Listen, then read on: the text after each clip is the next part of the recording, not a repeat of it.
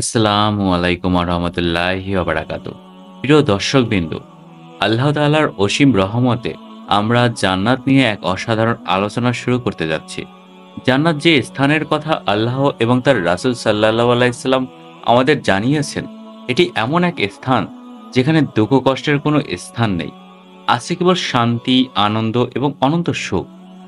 আজকের এই ভিডিওতে আমরা জানব জান্নাতের এমন কিছু বৈশিষ্ট্য এবং গল্প যা আমাদের হৃদয়ে আশার আলো জ্বালিয়ে দেবে। কুরআন মাজিদে আল্লাহ তাআলা ইরশাদ করেছেন, কেউই জানে না তার জন্য নয়ন প্রীতিকর কি লুকায়িত রাখা হয়েছে তাদের কৃতকর্মের প্রতিদান স্বরূপ।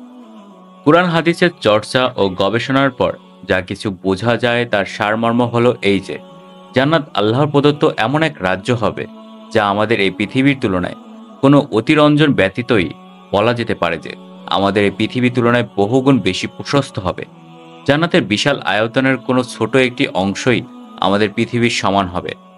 জান্নাতের সর্বশেষ প্রবেশকারী প্রসঙ্গে রাসূল সাল্লাল্লাহু আলাইহি সাল্লাম বলেছেন যে, যখন আল্লাহর পক্ষ থেকে তাকে জান্নাতে প্রবেশের অনুমতি দেওয়া হবে, তখন সে আরজ করবে, হে আল্লাহ, এখন তো সব জায়গা পরিপূর্ণ হয়ে গেছে, আমার জন্য আর কি বাকি আছে?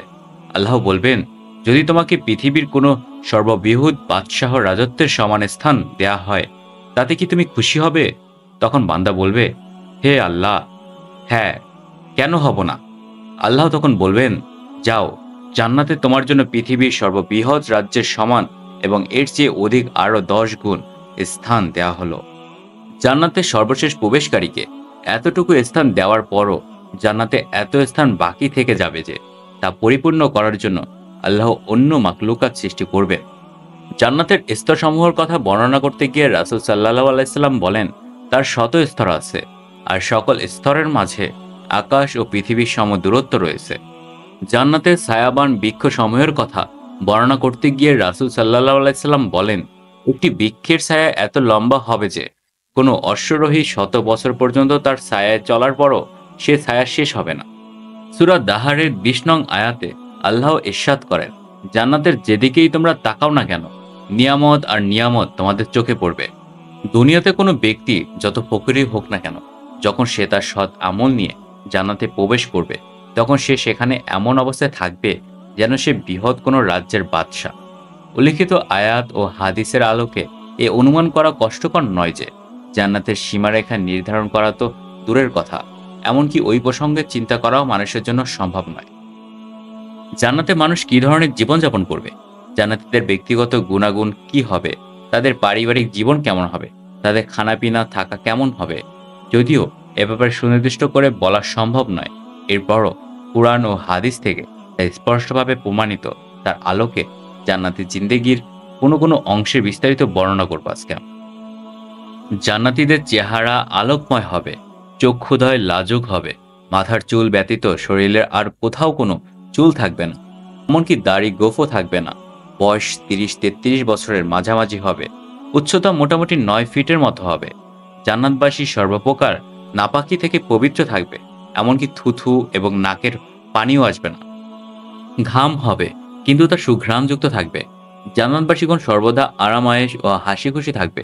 কারো কোনো চিন্তা, ব্যথা, বিরক্ত ও ক্লান্তিবোধ থাকবে না। জান্নাতবাসীগণ সর্বদা সুস্থ থাকবে। তারা কখনো অসুস্থ, বৃদ্ধ ও তাদের মৃত্যু হবে না। জান্নাতি মহিলাদের যে গুণাবলীর কথা কোরআনে বারবার বলা হয়েছে, তা হলো জান্নাতির রমণী লজ্জাশীল হবে, দৃষ্টি নিম্নমুখী থাকবে, সৌন্দর্যে তারা মুক্তা ও প্রবালকেরও হার মানায়। নবী সাল্লাল্লাহু আলাইহি সাল্লাম বলেন, জান্নাতি রমণীগণ যদি ক্ষণিকের জন্য পৃথিবীতে দৃষ্টিপাত করে, তাহলে পূর্ব পশ্চিমের মাঝে যা কিছু আছে সব কিছুকে আলোকময় করে তুলবে এবং পূর্ব পশ্চিমের মাঝে যত খালি জায়গা আছে তা সুগন্ধিময় করে তুলবে। জান্নাতে কোনো ব্যক্তি একাকী থাকবে না, প্রত্যেকের দুজন করে স্ত্রী থাকবে, আর এই দু স্ত্রী আদম সন্তানদের মধ্যে থেকে হবে। পৃথিবীর এই মহিলাদেরকে জান্নাতে প্রবেশ করানোর পূর্বে আল্লাহ তাদেরকে পুনরায় নতুন করে সৃষ্টি করবেন, আর তখন তাদেরকে ওই সৌন্দর্য প্রদান করবেন যা জান্নাতে বিদ্যমান হুরদেরকে দেয়া হয়েছে। এই নারীদেরকে নতুন করে সৃষ্টি করার পর তাদেরকে কোনো জিন ও ইনসান স্পর্শ করেনি। তারা তাদের স্বামীদের সমবয়সী ও লাজুক, পর্দাশীল, অত্যন্ত স্বামীভক্ত হবে। জান্নাতীরা তাদের সুযোগ মতো স্বীয় স্ত্রীগণের সাথে ঘন শীতল ছায়ায় প্রবাহমান নদীর তীরে সোনা চাঁদি ও মুক্তার নির্মিত আসন সমূহে বসে আনন্দময় গল্পে মেতে উঠবে। খানাপিনার জন্য মহিলাদের কষ্ট করতে হবে না, বরং তারা যা কিছু চাইবে মুক্তার ন্যায় সুন্দর ও বুদ্ধিমান খাদেম তা তাদের সামনে সাথে সাথে উপস্থিত করবে। একই খানদানের নিকট আত্মীয়গণ যেমন পিতামাতা, দাদা দাদি, নানা নানি, ছেলে মেয়ে, নাতি নাতনি ইত্যাদি যদি জান্নাতে স্তরের দিক থেকে একে অপরের থেকে দূরবর্তীতে থাকে, তবে আল্লাহ স্বীয় অনুগ্রহে তাদেরকে পরস্পরের নিকটবর্তী করে দিবেন। সুবহানাল্লাহ। জান্নাতে প্রবেশ করার পর জান্নাতবাসীগণকে সর্বপ্রথম মাছের কলিজা দিয়ে আপ্যায়ন করানো হবে, এরপর গরুর গোস্ত দিয়ে আপ্যায়ন করানো হবে, আর পানীয় হিসেবে প্রথমে দেওয়া হবে সালসাবিল নামক ঝর্ণার পানি, যা আদর স্বাদ মিশ্রিত হবে। সর্বপ্রকার সুস্বাদু ফল যেমন আঙ্গুর, আনার, খেজুর, কলা ইত্যাদির কথা বিশেষভাবে কোরআনে উল্লেখ হয়েছে। এরপরও আরও থাকবে সর্বপ্রকার সুস্বাদু ও সুগন্ধিময় পানীয় যেমন দুধ, মধু, কাউসারের পানি, আদা ও কফুরের স্বাদ মিশ্রিত পানি। বিশেষভাবে উল্লেখ হলো জান্নাতীদের সম্মানার্থে সোনা, চাঁদি ও কাচের তৈরি পাত্রগুলোতে সরবরাহ করা হবে। খানাপিনার স্বাদ কখনো নষ্ট হবে না, বরং সর্বক্ষণই তারা নতুন নতুন খানাপিনা থেকে কোনো প্রকার গন্ধ, ঝাল, আলসত, ঠান্ডা বা খারাপ নেশাদার হবে না। জান্নাতি নিজে যদি কোনো গাছের ফল খেতে চায়, তাহলে স্বয়ং ওই ফল তার হাতের নাগালে চলে আসবে। কোনো পাখির গোস্ত খেতে চাইলে তখনই প্রস্তুত করে তার সামনে উল্লেখ করা হবে। জান্নাতের এ সমস্ত নিয়ামত চিরস্থায়ী হবে, তাতে কখনো কোনো কমতি দেখা দিবে না, আর কখনো শেষও হবে না। না তা কোনো বিশেষ মৌসুমের সাথে সম্পৃক্ত থাকবে। আরও বড় বিষয় হলো এই যে, এই নিয়ামতগুলো পাওয়ার জন্য জান্নাতীকে কারো কাছ থেকে কোনো অনুমতি নিতে হবে না। যে জান্নাতি যখনই চাইবে, যে পরিমাণে চাইবে, স্বাধীনভাবে সে তা হাসিল করতে পারবে। জান্নাতের নিয়ামতের ধারাবাহিকতা কখনো ছিন্ন হবে না, আর না তা নিষিদ্ধ হবে। জান্নাতে সকল দম্পতির জন্য পৃথক ও প্রশস্ত বাড়ি থাকবে, যার ঘরগুলো নির্মিত সোনা চান্দির ইট ও উন্নত মানের সুগন্ধি দিয়ে। ঘরের পাথরগুলো হবে মুক্তা ও ইয়াকুতের, আর তার মাটি হবে জাফরানের। সকল জান্নাতীকে তার স্তর অনুযায়ী 2টি করে প্রশস্ত বাগান দান করা হবে। উভয় বাগান স্বর্ণ নির্মিত হবে, যার প্রতিটি জিনিস স্বর্ণের হবে। সমস্ত আসবাবপত্র স্বর্ণের হবে, গাছপালা স্বর্ণের হবে, আসনগুলো স্বর্ণের হবে, প্লেটগুলো স্বর্ণের হবে, এমনকি চিরুনিগুলো স্বর্ণের হবে। সাধারণ নেককারগণকেও 2টি প্রশস্ত বাগান প্রদান করা হবে, কিন্তু তাদের বাগান হবে চাঁদি নির্মিত, অর্থাৎ তার সবকিছু চাঁদির হবে। ওই বাগানসমূহের সুউচ্চ বালাখানগুলো থাকবে, সেখানে সবুজ রেশমের কার্পেট, মূল্যবান আসনগুলো থাকবে। প্রতিটি ঘর এত প্রশস্ত হবে যে তার এক একটি থিমার প্রশস্ত হবে 60 মাইল। জান্নাতের নদীসমূহের মধ্যে সকল নদীর একটি ছোট শাখা নদী সকল ঘরে প্রবাহমান থাকবে।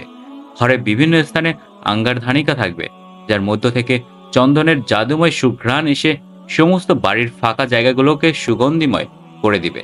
এ ধরনের ঘর, খিমান, নদী, ঘন ছায়া সম্পন্ন পরিবেশ জান্নাতীরা জীবনযাপন করবে।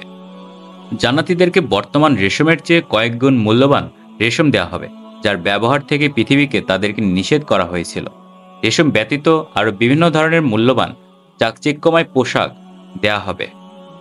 এই সুযোগও থাকবে যে জান্নাতে মহিলারা ব্যতীত পুরুষরাও সোনা চাঁদির অলংকার ব্যবহার করবে। উল্লেখ্য যে জান্নাতে ব্যবহৃত স্বর্ণ পৃথিবীর স্বর্ণের চেয়ে বহুগুণ উন্নত হবে। রাসূল সাল্লাল্লাহু আলাইহি সাল্লাম বলেন, যদি একজন জান্নাতি পুরুষ তার অলংকার সহ পৃথিবীতে উকি দেয়, তাহলে তার অলংকারের চমক সূর্যের আলোকে এমনভাবে ঢেকে দিবে যেমন সূর্যের আলো তারকার আলোকে ঢেকে দেয়। সোনা চাঁদি ব্যতীত আরও অন্যান্য প্রকার মুক্তা ও প্রবালের অলংকার জান্নাতীদেরকে পরানো হয়। জান্নাতি মহিলাদেরকে এত সুন্দর ও হালকা পোশাক পরানো হবে যে কোনো কোনো সময় সতর আবরণীর কোনো পোশাক পরিধান করা সত্ত্বেও তার পায়ের গোছার মজ্জা পর্যন্ত দেখা যাবে। মহিলাদের সাধারণ পোশাকও এত মূল্যবান হবে যে মাথার ওড়নাও পৃথিবী এবং পৃথিবীতে যা কিছু আছে তার চেয়েও মূল্যবান হবে। জান্নাতীদের পোশাক কখনো পুরনো হবে না, কিন্তু তারা তাদের ইচ্ছে মতো যখন খুশি তখন তা পরিবর্তন করতে পারবে। এরই প্রতিশ্রুতি তোমাদেরকে দেয়া হয়েছিল সকল আল্লাহ ভীরু ও হেফাজতকারীদের জন্য।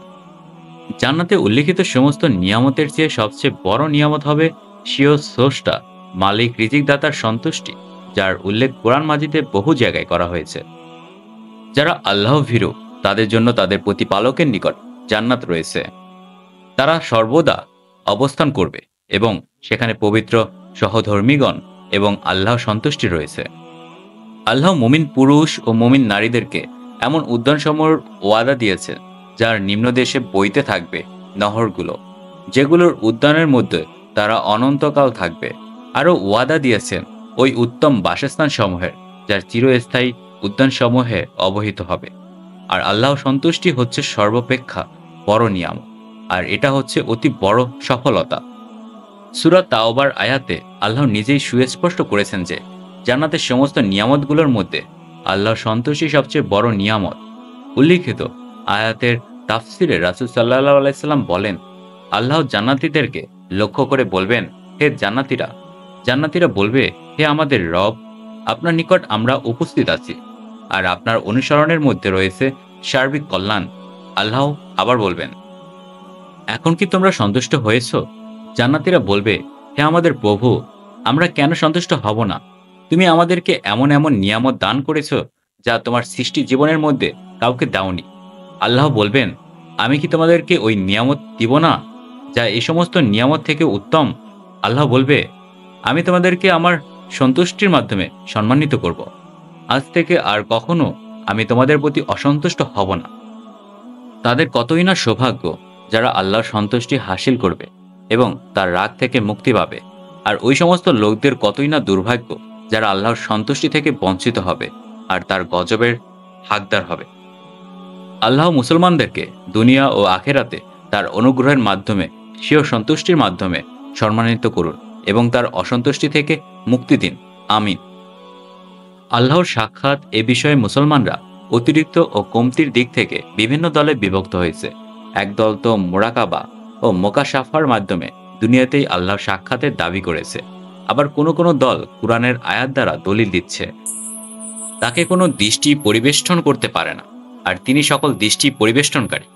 অনেকে আলোচ্য আয়াতের আলোকে আখিরাতে আল্লাহর সাক্ষাৎকারকে অস্বীকার করেছে। কোরআন ও হাদিস থেকে প্রমাণিত আকীদা এই যে কোনো মানুষের জন্য, চাই সে নবী হোক না কেন, এই পৃথিবীতে আল্লাহর সাক্ষাৎ সম্ভব নয়। কুরআন মাজিদে মুসা আলাইহিস সালামের ঘটনা অত্যন্ত পরিষ্কার করে বর্ণনা করা হয়েছে। যখন তিনি ফিরআউনের হাত থেকে মুক্তি পাওয়ার পর বনি ইসরায়েলকে সাথে নিয়ে সিনা নামক দ্বীপে পৌঁছালেন, তখন আল্লাহ তাকে তুর পাহাড়ে ডাকলেন, আর সেখানে 40 দিন অবস্থান করার পর তাকে তাওরাত দান করলেন।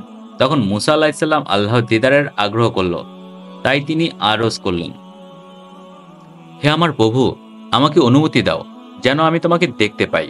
আল্লাহ উত্তরে বললেন, হে মুসা, তুমি আমাকে কখনো দেখতে পাবে না, তবে তুমি সামনের পাহাড়ের দিকে তাকাও।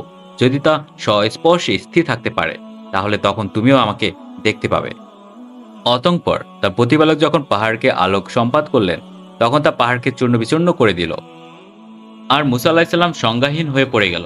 যখন তার চেতনা ফিরে আসলো, তখন সে বলল, আপনি মহিমাময়, আপনি পবিত্র সত্তা, আমি তওবা করছি, আমি সর্বপ্রথম গায়েবের প্রতি ঈমান আনলাম।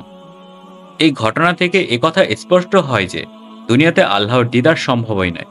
মিরাজের ঘটনা প্রসঙ্গে রাসূল সাল্লাল্লাহু আলাইহি সাল্লামের ব্যাপারে আয়েশা রাদিয়াল্লাহু এর বর্ণনা এ আকীদার কথাই প্রমাণ করে। তিনি বলেন, যে ব্যক্তি বলে মুহাম্মদ সাল্লাল্লাহু আলাইহি সাল্লাম স্বীয় রবের সাথে সাক্ষাৎ করেছে, সে মিথ্যুক। এই দুনিয়ায় যখন নবীগণ আল্লাহকে দেখতে পারেনি, তাহলে উম্মতের কোনো ব্যক্তি দাবি করা যে সে আল্লাহর সাক্ষাৎ লাভ করেছে তা মিথ্যা ব্যতীত আর কিছু হতে পারে না। আখিরাতে আল্লাহর সাক্ষাৎ কুরআন ও হাদিস দ্বারা প্রমাণিত। আল্লাহ তাআলা ইরশাদ করেন, নেককারদের জন্য উত্তম প্রতিদান ব্যতীত আরও প্রতিদান থাকবে।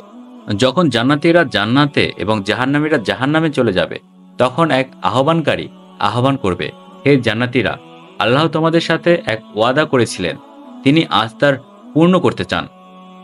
তারা বলবে, সে কোন ওয়াদা? আল্লাহ তার স্বীয় দয়ায় আমাদের আমলনামাকে মিজান ভারী করে দেননি? আল্লাহ আমাদেরকে জাহান্নাম থেকে মুক্তি দিয়ে জান্নাতে প্রবেশ করাননি? তখন পর্দা উঠে যাবে এবং জান্নাতবাসী আল্লাহর সাথে সাক্ষাৎ করবে। শুয়াইব বলেন, আল্লাহর কসম, আল্লাহকে দেখার চেয়ে জান্নাতবাসীদের জন্য আনন্দদায়ক এবং চোখের শান্তিদায়ক আর কিছুই থাকবে না। আল্লাহ ইরশাদ করেন, সেদিন কোনো কোনো মুখমণ্ডল উজ্জ্বল হবে, তারা তাদের প্রতিপালকের দিকে তাকিয়ে থাকবে। জান্নাতীগণের আল্লাহর দিকে তাকানোর কথা স্পষ্টভাবে বর্ণিত হয়েছে। জারির বিন আব্দুল্লাহ রাদিয়াল্লাহু থেকে বর্ণিত, তিনি বলেন, আমরা নবী করিম সাল্লাল্লাহু আলাইহি সাল্লামের নিকট উপস্থিত ছিলাম। 14 তারিখে চাঁদের দিকে তাকিয়ে বললেন, জান্নাতে তোমরা তোমাদের রবকে এমনভাবে দেখবে যেমনভাবে এই চাঁদকে দেখছো। সেদিন আল্লাহ দেখতে তোমাদের কোনো কষ্ট হবে না। সুতরাং ওই লোকেরা পথভ্রষ্ট হয়েছে যারা দাবি করে যে তারা এই পৃথিবীতে আল্লাহকে দেখেছে, এবং তারাও ধোঁকায় পড়েছে যারা মনে করে যে কিয়ামতের দিনও আল্লাহকে দেখা যাবে না। সঠিক আকীদা হলো ওই যে দুনিয়াতে আল্লাহর দিদার অসম্ভব, তবে অবশ্যই আখিরাতে জান্নাতীরা আল্লাহকে দেখতে পাবে, যা হবে অত্যন্ত বড় নিয়ামত, যার মাধ্যমে বাকি সমস্ত নিয়ামত পূর্ণতা লাভ পাবে। যে সকল গুণাবলীর কারণে রাসূল সাল্লাল্লাহু আলাইহি সাল্লাম জান্নাতে প্রবেশ করার সুসংবাদ দিয়েছেন, তা থেকে এ অর্থ বোঝা মোটেও ঠিক হবে না যে যে ব্যক্তি উল্লেখিত গুণাবলীর কোনো একটিতে গুণান্বিত হবে সে সরাসরি জান্নাতে চলে যাবে। একথা স্মরণ রাখতে হবে যে ইসলামের বিধিবিধানগুলো একটি অপরটির সাথে এমনভাবে সম্পৃক্ত যে একটি থেকে অপরটিকে পৃথক করা সম্ভব নয়। যে কোনো ব্যক্তির ইসলামের রুকুনসমূহের যতই আমল থাকুক না কেন, সে যদি পিতামাতার অবৈধ হয় তাহলে তাকে এক কবিরা গুনাহের শাস্তি ভোগ করার জন্য জাহান্নামে যেতে হবে। তবে যদি সে তওবা করে আর আল্লাহ তার বিশেষ রহমতে তাকে ক্ষমা করে দেয়, তা হবে আলাদা বিষয়। যে ব্যক্তি তাওহীদের ওপর বিশ্বাসী হয়ে ইসলামের রুকুনগুলো পালন করার জন্য পরিপূর্ণ চেষ্টা করে, মানুষের হক আদায় করার ব্যাপারে কোনো প্রকার অলসতা দেখায় না, কবিরা গুনাহ থেকে বাঁচার জন্য সর্বাত্মক চেষ্টা করে, এমন ব্যক্তির মধ্যে যদি উল্লিখিত গুণাবলীর মধ্য থেকে কোনো একটি বা তার অধিক গুণ থেকে থাকে, তাহলে আল্লাহ তার দয়া দ্বারা অনুগ্রহের মাধ্যমে না জানা পাপগুলো ক্ষমা করে প্রথমেই তাকে জান্নাতে দিবেন এবং তাকে জাহান্নামের আগুন থেকে রক্ষা করবেন। যাদের মধ্যে ভালো গুণাবলীর মধ্য থেকে কোনো একটি থাকবে, যদিও সে কোনো কবিরা গুনাহের কারণে জাহান্নামে যাওয়ার শেষ পর্যায়ে আল্লাহ তাকে তার ওই গুণে গুণান্বিত হওয়ার কারণে জাহান্নাম থেকে অবশ্যই বের করে দিবেন। যেমন এক হাদিসে রাসূল সাল্লাল্লাহু আলাইহি সাল্লাম ইরশাদ করেছেন, কোনো এক সময় ওই ব্যক্তিকে জাহান্নাম থেকে মুক্তি দেয়া হবে যে একনিষ্ঠভাবে লা ইলাহা ইল্লাল্লাহ বলেছে আর তার অন্তরে শুধু সরিষা পরিমাণ ভালো আছে। এ ব্যাপারে আল্লাহই অধিক ভালো জানেন। জান্নাত থেকে বঞ্চিত মানুষ কবিরা গুনাহের কারণে মুসলমান স্বীয় পাপের শাস্তি ভোগ করার জন্য প্রথমে জাহান্নামে যাবে, এরপর জান্নাতে প্রবেশ করবে।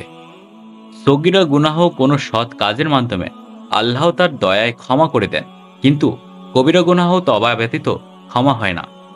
কবিরা গুনাহের শাস্তি হলো জাহান্নাম। সকল কবিরা গুনাহের শাস্তি ও গুনাহ হিসাবে পৃথক পৃথক। যেমন হাদিসে বর্ণিত হয়েছে যে কোনো কোনো ব্যক্তিকে জাহান্নামের আগুন টাকলু পর্যন্ত স্পর্শ করবে, আবার কোনো কোনো ব্যক্তি কোমর পর্যন্ত স্পর্শ করবে এবং কোনো কোনো ব্যক্তির গর্দান পর্যন্ত স্পর্শ করবে। অপর এক হাদিসে বর্ণিত হয়েছে কোনো কোনো লোকের সমস্ত শরীরের আগুন স্পর্শ করবে, তবে সেজদার স্থানটুকু আগুনের স্পর্শ থেকে মুক্ত থাকবে। কবিরা গুনাহের শাস্তি ভোগ করার পর আল্লাহ সমস্ত কালিমা পড়া মুসলমানদের জাহান্নাম থেকে বের করে জান্নাতে প্রবেশ করাবেন। মুমিনদের একথা ভুলে যাওয়া ঠিক হবে না যে জান্নাতে কিছুক্ষণ থাকা তো দূরের কথা, বরং তার মাঝে এক পলক থাকাটাই মানুষকে দুনিয়ার সমস্ত নিয়ামত আরাম আয়েশের কথা ভুলিয়ে দেওয়ার জন্য যথেষ্ট হবে।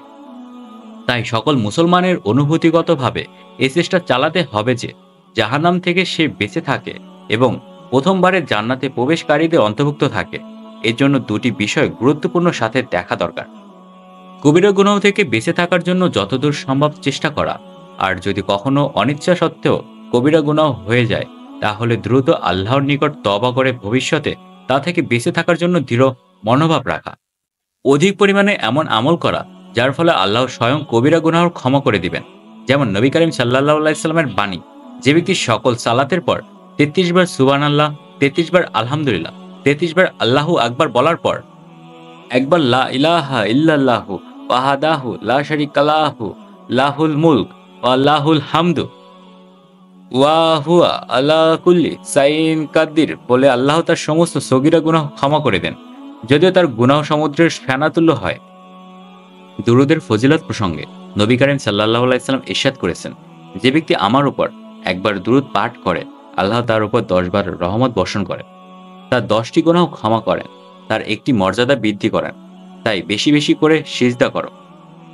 কবিরা গুনাহ থেকে পরিপূর্ণরূপে বেঁচে থাকা এবং নিয়মিত তওবা করা এবং সগীরা গুনাহগুলোকে ক্ষমাকারী আমলগুলো ধারাবাহিকভাবে বেশি বেশি করে করার পরও আল্লাহর দয়া ও অনুগ্রহের আশা রাখা যে তিনি আমাকে জাহান্নামের আগুন থেকে রক্ষা করবেন এবং প্রথম সুযোগেই আমাকে জান্নাতে প্রবেশকারীদের অন্তর্ভুক্ত করবেন। নিশ্চয়ই তিনি তওবা কবুলকারী এবং অত্যন্ত দয়াময়। একটি বাতিল আকিদা। কোনো কোনো লোক এ বিশ্বাস রাখে যে অলিগণ যেহেতু আল্লাহর নিকট বিশেষ মর্যাদাপূর্ণ এবং আল্লাহর প্রিয়, তাই তাদের উপর বা ওসিলা করা বা তাদের হাতে হাত রাখলে আমরাও তাদের সঙ্গে সরাসরি জান্নাতে চলে যাব। তাদের এই আকিদার পক্ষে বড় বড় অফিসারদের উদাহরণ উল্লেখ করে থাকে। যেমন কেউ কেউ কোনো মন্ত্রী বা গভর্নরের নিকট যেতে হলে তাকে ওই মন্ত্রী বা গভর্নরের কোনো ঘনিষ্ঠ লোকের সুপারিশ লাগবে। এভাবে আল্লাহর নিকট তার ক্ষমা পেতে হলেও কোনো না কোনো ওসিলা বা উপায় লাগবেই। কোনো কোনো বুজুর্গ নিজেরা এ দাবি করে থাকে যে আমাদের সাথে মিশে সে সরাসরি জান্নাতে চলে যাবে। এর জন্যই ওই ধরনের দুনিয়ারই উদাহরণগুলি উল্লেখ করে হয়ে থাকে। কোনো নবী বা কোনো অলি বা কোনো সৎ লোকের সাথে সুসম্পর্ক থাকাই কি জান্নাতে যাওয়ার জন্য যথেষ্ট? আসুন এই প্রশ্নের উত্তর কিতাব ও সুন্নাহর আলোকে খুঁজে দেখি। কুরআন মাজিদে এই কথার প্রতি বারবার ইঙ্গিত করা হয়েছে যে শেষ বিচারের দিন সমস্ত মানুষ একাকী আল্লাহর নিকট হিসাব দেওয়ার জন্য উপস্থিত হবে। কারো সাথে কোনো ধন সম্পদ থাকবে না, না থাকবে কোনো সন্তান সন্ততি, না কোনো নবী ও অলি। আল্লাহ তাআলার বাণী, সে এ বিষয়ে কথা বলে তা থাকবে আমার অধিকারে এবং সে আমার নিকটে আসবে একা। অন্য আয়াতে আল্লাহ বলেন, এবং শেষ বিচারের দিন তাদের সকলেই তার নিকট আসবে একাকী অবস্থায়। আর তোমরা আমার নিকট এককভাবে এসেছো, যেভাবে প্রথমে আমি তোমাদেরকে সৃষ্টি করেছিলাম। আর যা কিছু আমি তোমাদেরকে দিয়েছিলাম তা তোমরা নিজেদের পশ্চাতেই ছেড়ে এসেছো। আর আমি তো তোমাদের সাথে তোমাদের সেই সুপারিশকারীদেরকে দেখছি না, যাদের সম্বন্ধে তোমরা দাবি করতে যে তাদেরকে তোমাদের কাজে কর্মে আমার সাথে শরিক করতে। বাস্তবিকই তোমাদের পরস্পরের সম্পর্ক বিচ্ছিন্ন হয়ে গেছে, আর তোমরা যা কিছু ধারণ করতে তা সবই আজ তোমাদের নিকট থেকে উধাও হয়ে গেছে। আল্লাহ কাফেরদের জন্য নূহ আলাইহিসসালাম ও লূত আলাইহিসসালামের স্ত্রীর দৃষ্টান্ত উল্লেখ করেছেন। তারা ছিল আমার বান্দাদের মধ্যে দুই সৎ কর্মপরায়ণ বান্দার অধীন, কিন্তু তারা তাদের প্রতি বিশ্বাসঘাতকতা করেছিল। ফলে নূহ আলাইহিসসালাম ও লূত আলাইহিসসালাম তাদেরকে আল্লাহর শাস্তি থেকে রক্ষা করতে পারেন না, এবং তাদেরকে বলা হয় জাহান্নামে প্রবেশকারীদের সাথে তোমরাও তাতে প্রবেশ করো। আল্লাহ তাআলা স্পষ্ট করেছেন যে শেষ বিচারের দিন কোনো নবীর সাথে সম্পর্ক থাকা বা তার সাথে চলাফেরা করাই জান্নাতে যাওয়ার জন্য যথেষ্ট নয়। রাসূল সাল্লাল্লাহু আলাইহি সাল্লামের কন্যা ফাতেমা রাদিয়াল্লাহুকে সম্বোধন করে উপদেশ দিয়েছেন যে, হে ফাতেমা, তুমি তোমাকে জাহান্নামের আগুন থেকে রক্ষা করো, কেননা আল্লাহর নিকট আমি তোমাদের জন্য কিছুই করতে পারবো না। রাসূল সাল্লাল্লাহু আলাইহি সাল্লাম ইব্রাহিম আলাইহিস সালামের পিতা আজর প্রসঙ্গে বর্ণনা করতে গিয়ে বলেন, শেষ বিচারের দিন ইব্রাহিম আলাইহিস সালাম তার পিতা আজরকে এমন অবস্থায় দেখতে পাবে যে তার মুখ কালো ও আবর্জনাময় হয়ে আছে। ইব্রাহিম আলাইহিস সালাম বললেন, আমি তোমাকে দুনিয়াতে বলিনি যে আমার নাফরমানি করবে না? তার পিতা বলবে, ঠিক আছে, আজ আর আমি তোমার নাফরমানি করব না। ইব্রাহিম আলাইহিস সালাম আল্লাহর নিকটে দরখাস্ত করবে যে, হে আমার প্রভু, তুমি আমাকে ওয়াদা দিয়েছিলে যে শেষ বিচারের দিন আমাকে অপমানিত করবে না, কিন্তু এর চেয়ে বড় অপমান আর কি হতে পারে যে আমার পিতা আজ তোমার রহমত থেকে বঞ্চিত। আল্লাহ বলবেন, আমি কাফেরদের জন্য জান্নাত হারাম করেছি। অতঃপর আল্লাহ ইব্রাহিম আলাইহিস সালামকে সম্বোধন করে বলবেন, ইব্রাহিম, দেখো তোমার উপর পায়ের নিচে কি? ইব্রাহিম আলাইহিস সালাম তাকিয়ে দেখবেন ময়লা আবর্জনা মিশ্রিত একটি প্রাণী। ফেরেশতাগণ তাকে পদাঘাত করে জাহান্নামে নিক্ষেপ করছে। বুখারী। মূলত ময়লা আবর্জনা মিশ্রিত প্রাণী তা হবে ইব্রাহিম আলাইহিস সালামের পিতা আজর। একটি প্রাণীর আকৃতিতে তাকে জাহান্নামে এজন্য নিক্ষেপ করা হবে যাতে তার পিতাকে মানুষের আকৃতিতে দেখে মায়ায় না পড়ে যায়। কিন্তু আল্লাহর বিধান স্থানে স্থির থাকবে যতক্ষণ পর্যন্ত মানুষ সঠিক আকীদা, তাওহীদ এবং সৎ আমলের ওপর না থাকবে, ততক্ষণ কোনো নবী, অলি বা আল্লাহর নেক বান্দার সাথে সুসম্পর্ক থাকা বা প্রিয় হওয়া কাউকে না জাহান্নাম থেকে বাঁচাতে পারবে আর না জান্নাতে প্রবেশ করাতে পারবে। শেষ বিচারের দিন নবী, সৎলোক এবং শহীদগণ সুপারিশ করবে, তা সম্পূর্ণ সত্য এবং কিতাব ও সুন্নতের মাধ্যমে প্রমাণিত। কিন্তু সে সুপারিশ আল্লাহর সন্তুষ্টি এবং তার অনুমতি ক্রমে হবে। কোনো নবী, অলি বা শহীদ স্ব ইচ্ছায় আল্লাহর নিকট সুপারিশ করার সাহস দেখাতে পারবে না। আর এই সুপারিশও হবে একমাত্র ওই ব্যক্তির জন্য যার ব্যাপারে সুপারিশ করার জন্য আল্লাহ অনুমতি দিবেন। আল্লাহ তাআলা ইরশাদ করেন, আল্লাহ অনুমতি ব্যতীত কে তার নিকট সুপারিশ করবে? আল্লাহর অলিকে শেষ বিচারের দিন কাকে সুপারিশের অনুমতি দেওয়া হবে আর কাকে তা দেয়া হবে না, তা একমাত্র আল্লাহই ভালো জানেন। কোনো ব্যক্তি এ দাবি করতে পারবে না যে অমুক ব্যক্তি আল্লাহর অলি, তাই সে অবশ্যই সুপারিশের অনুমতি পাবে। না কোনো ব্যক্তি নিজের ব্যাপারে এ দাবি করতে পারবে যে আমাকে আল্লাহ অবশ্যই সুপারিশের অনুমতি দিবেন, আমি অমুকের জন্য সুপারিশ করব। কোনো জীবিত বা মৃত ব্যক্তিকে লোকেরা আল্লাহর অলি বলা বাস্তবেই সে আল্লাহর অলি বা প্রিয় হওয়ার জন্য যথেষ্ট নয়। অসম্ভব নয় যে মৃত ব্যক্তিকে লোকেরা অলি মনে করে।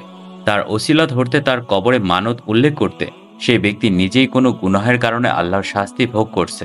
রাসূল সাল্লাল্লাহু আলাইহি সাল্লামের সামনে কোনো এক ব্যক্তিকে শহীদ বলা হলো। তখন তিনি বললেন, কখনো না। গনিমতের মাল থেকে একটি চাদর চুরি করার কারণে আমি তাকে জাহান্নামে দেখেছি। অলি ও বুজুর্গদের ওসিলা ধরে বা তাদের সাথে সুসম্পর্ক থাকার কারণে জান্নাতে চলে যাওয়ার আকীদা সম্পূর্ণ একটি ভ্রান্তি ও শয়তানের চক্রান্ত। যে ব্যক্তি আসলেই জান্নাত কামনা করে তার উচিত একনিষ্ঠভাবে তাওহীদ ও সঠিক আকীদা অনুযায়ী আল্লাহর আমল করা। অতএব যে তার প্রতিপালকের সাক্ষাৎ কামনা করে সে যেন সৎকর্ম করে ও তার প্রতিপালকের ইবাদতে কাউকে শরিক না করে। আর জান্নাতে যাওয়ার সঠিক রাস্তা এটাই। প্রিয় ভাই ও বোনেরা, আমাদের ভিডিওগুলো ভালো লেগে থাকলে অবশ্যই আমাদের চ্যানেলটিকে সাবস্ক্রাইব করে রাখুন এবং নতুন নতুন ভিডিও পাওয়ার জন্য আমাদের চ্যানেলের বেল বাটনটি বাজিয়ে রাখুন।